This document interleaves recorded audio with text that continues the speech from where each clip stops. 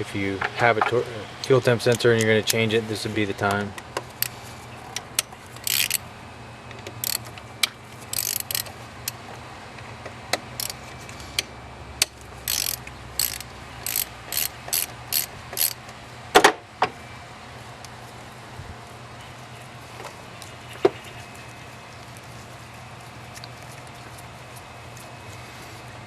You'll note a difference in the bolts that hold the top cover on and the lower cover.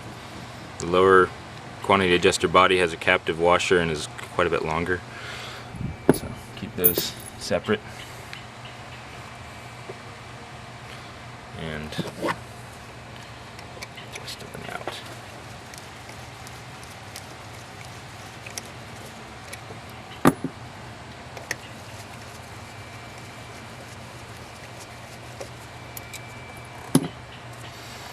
I'm going to have another little splash here when this comes out. Okay, so we've got the quantity adjuster just sitting over here to the side. This doesn't want to stay out of the way, so we're just going to put a zip tie through it.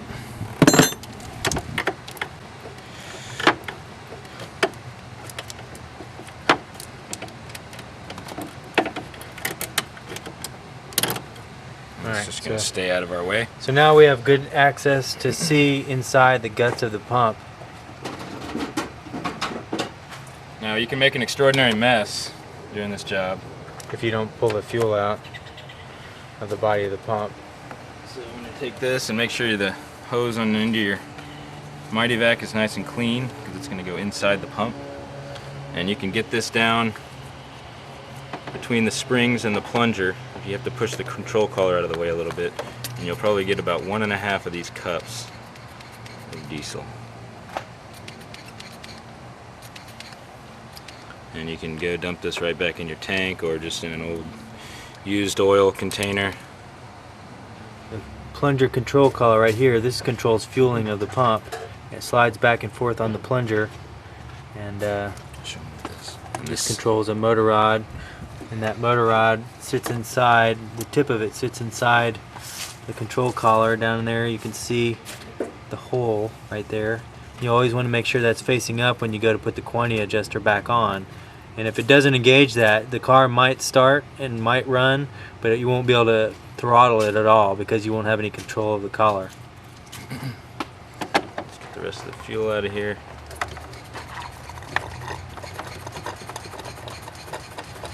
This is going to save you quite a bit of mess in your driveway if you are able to get this out.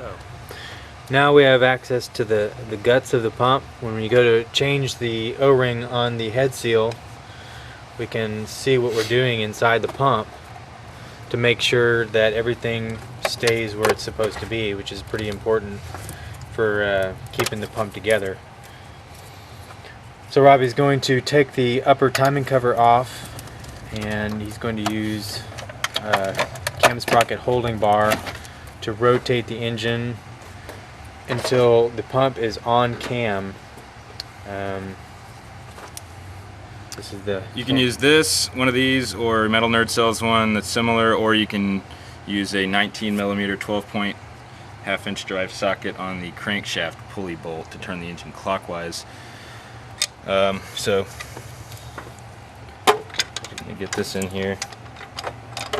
And the idea here is that we're trying to watch this until this cam plate portion moves as far out as it will possibly go in order to maintain adequate spring pressure on the. This is a cam plate out of the car just to show you that it has 4 bumps on it, 4 cam lobes, and every time it gets up on one of those lobes it puts the whole pump in compression, and that makes it hold together a lot better. So Robbie's moving the motor over, and you can see the pump turning, and you can see the cam plate here come out. And that's what we want, is we want to watch that cam plate.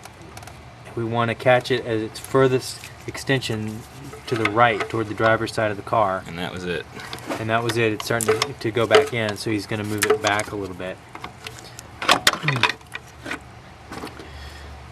This loads the pump up. You can see the springs down inside the pump, and it just pushes everything together. So when you pull the pump head out the 1/4 of an inch, it keeps all the guts in here together. Down inside here is a little metal shim that if you go out with the head too far, the metal shim can drop out, and that's pretty much a kiss of death. Or at least if you realize it, that you've dropped the shim out, then you can take the pump out of the car and get it back together, which is beyond the scope of this video. But the whole idea is to keep all this in as much compression as possible by putting the pump on cam, like we showed you before with the holding tool. And being on cam makes it a much safer procedure, so you don't drop out that shim. Can you show us the shim? I couldn't find it. Oh. Yeah, it's right there. Okay. You can see the shim right here. This is the cam plate, and you can see this little tiny shim right there. And I'll let Robbie hold on to that. The shim sits in the end of the plunger in this recess. There's a drive slot and a drive pin that causes the plunger to move when the cam plate rotates, and those have to sit together and maintain their position relative to each other and not allow the shim to fall out. But I don't want to drop it, so I'm not going to demonstrate. But if you back the pump head too far out of the body, then you've lost your compression here, and you're going to drop that shim. Yeah, if that shim comes out and you hear anything, or if by putting the head back in you run into resistance, you might have dropped the shim out, and you need to stop what you're doing and figure out how to get the pump out of the car. Right. Okay, next step, we got to take this. Got to take the Fuel shut-off solenoid. And I'm using a big socket, a big 1/2 inch, but you can just use a 12. It's a 24 millimeter wrench. 15/16 also works fine for that. And the only thing to watch out for here is that there's a plunger down inside this hole, and sometimes the plunger sticks down in the hole. There's the plunger right there, and it has an O-ring there at the base, which is in the full Bosch kit, but you rarely need to replace that O-ring. And there's a little spring underneath the plunger, and you just need to make sure that if it comes apart or if the plunger sticks down in the hole, that you pull the plunger out and pull the spring out, and you just put it together, and it's nice and springy. But there's the hole right there, and you have to take this off when you go to stretch the O-ring over the head. You've got to have that solenoid out of the way so you can get it stretched around the head. It's a really tight stretch even with the solenoid out. So we got a couple of brackets on this side of the pump that we have to deal with. So this bracket here, we're going to have to get out of the way. This is just a 13 millimeter.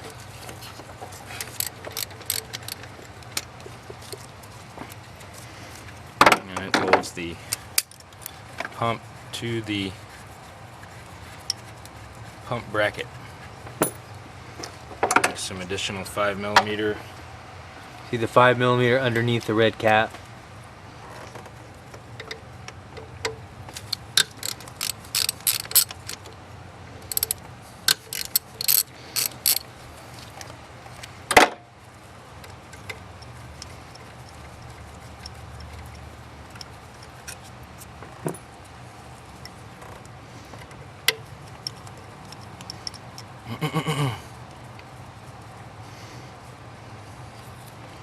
Now there's only one bolt holding this bracket to the pump head at this point, and that's this bolt down here, and it's also holding the pump head to the body. So before I take this one out, I want to go ahead and move this smaller, shorter silver screw to this side. We have another of these silver screws down in this corner. So when we extract the pump head from the body, we want screws in 2 positions, here and here. And so this one has to move over. So I'm going to go ahead and do that right now. It's also a T30. It has a very shallow head. You want to make sure and use a good quality bit and make sure you're pushed in really tight into this thing, and hold the head of the ratchet when you break it free, because it'll slip out and strip out that head if you don't.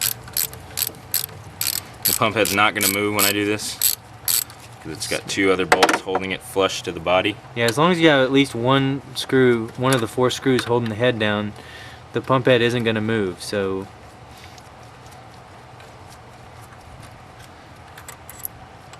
you just swap it over to the front side, and I run it all the way back in. I don't torque it, but I just run it all the way up This just holds the head in while you remove the other screws. So now I jump on this one down here.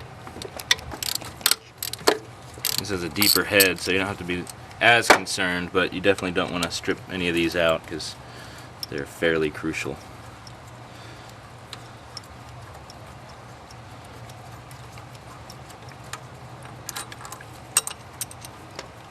This bracket comes off. If you do ever strip one of the heads out, you can replace them with just regular Allen screws.